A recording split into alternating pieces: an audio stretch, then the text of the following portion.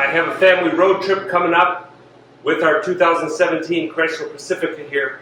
So I'm going to walk you through what I'm going to check on this van before a road trip to make sure it's going to be safe and get us to our destination and back without any issues. The first thing I'm going to do is look at the condition of our front brakes. This van has just over 70,000 miles on it, and it has the original brakes all around. I'm going to look at the front brakes because they do the majority of work when stopping.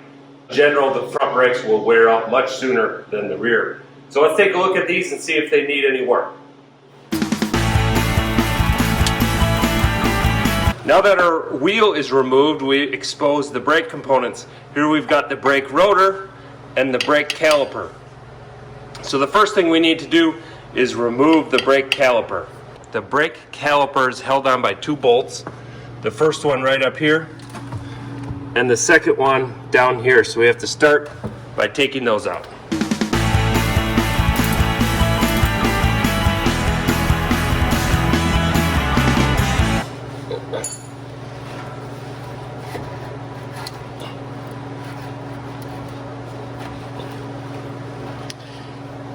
There is our caliper. It is a dual piston caliper. Each one of these is referred to as a piston. Now you got to be careful with this because the brake line is still attached, so we want to set it up top. Do not let that fall down and pull on the brake line. You'll likely break that. You can see our brake pads are right in here. We can pop those out. So the first thing we want to do is check these and see how much friction material they have left. And the real telltale here is this. So this is what's referred to as your squeaker. This will engage before your friction material goes away. So this is your friction material. This is your backing plate. When this friction material is gone, you've got steel on cast iron rotor, and that is bad. So this is a warning. Once you hit this, it will start squeaking. But I thought there was actually much less friction material left than what is here. Actually, there's quite a bit left. So I'm going to put this back together and not do anything with my brakes.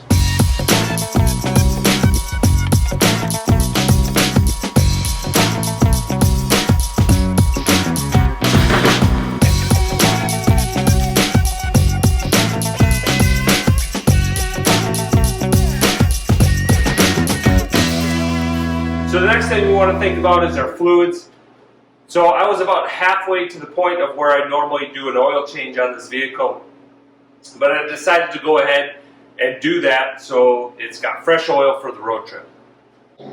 Obviously, if you haven't done an oil change, at the very least, check your oil level and add some if you need it. I've got a separate video on how to do this, but it's pretty straightforward. All we need is a flat blade screwdriver. Squeeze this gray part, take off the hose. We've got a couple screws in front here to take out. And then this clamp. We can take this hose off, and then the cover comes off, exposing our air filter. So we expect this side to be absolutely clean. The other thing is this side should be clean. And you can see it's in great condition. It's still nice and white. If you put it up to the light, we can see through it well. So I'm going to put this back in and check that off the list. Obviously, if this were dirty, you've got two options. You can take compressed air and blow that off if it's not too bad. If it's in, if that white pleat is grayish black, it's easiest just to replace the thing, get a new one, put it in there. You also want to check the condition of your tires. Check the tread to make sure your tires are not bald. But what's even more important on a road trip is to make sure there's no bulges specifically in the sidewall. Any sort of bulge or misshapen part on the sidewall, cut, anything like that could lead to catastrophic failure while you're on the interstate. And obviously that's a real safety concern. All right, the last few things we can check right from the driver's seat. So the easiest thing to do is to put our foot on the brake, start up the vehicle, and we can make sure we don't have a check engine light. We can check our tire pressure right on here. Obviously, if it's low, you want to put air in it. But the other thing is, obviously, that would indicate a leak. You don't want to have to deal with a leaking tire while you're on a road trip. We can also cycle through here and look at our oil life. As I said, I chose to just do an oil change. Obviously, you can come here. If you don't remember when the last time you changed it, you can go ahead and do that. Now, this is a whole subject on its own, but do you believe this and use this? Normally, I go to about 50% before I change the oil. I just want to be more cautious than this recommends.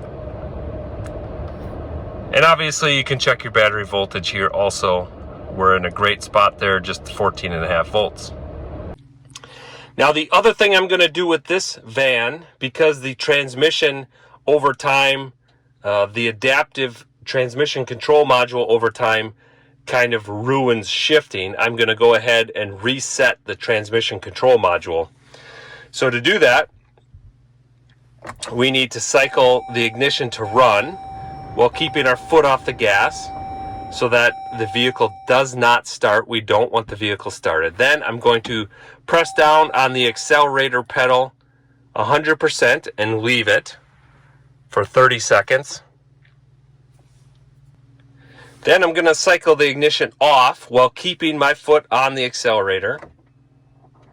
Now I can remove my foot, and it takes about 2 minutes for the transmission control module to reset. So do not start it in that time. You can open the door and get out and leave it, but it needs about 2 minutes to reset itself before you start the vehicle again. The last thing you want to do is turn the lights on and make sure all of your lights are working.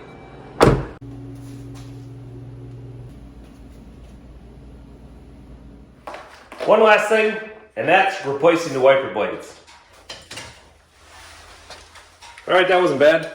When it's in there, what you have to do is flip up this lever, and then you could slide it out of there. Now the new ones come with all these goofy adapters. The good news is we don't need any of them.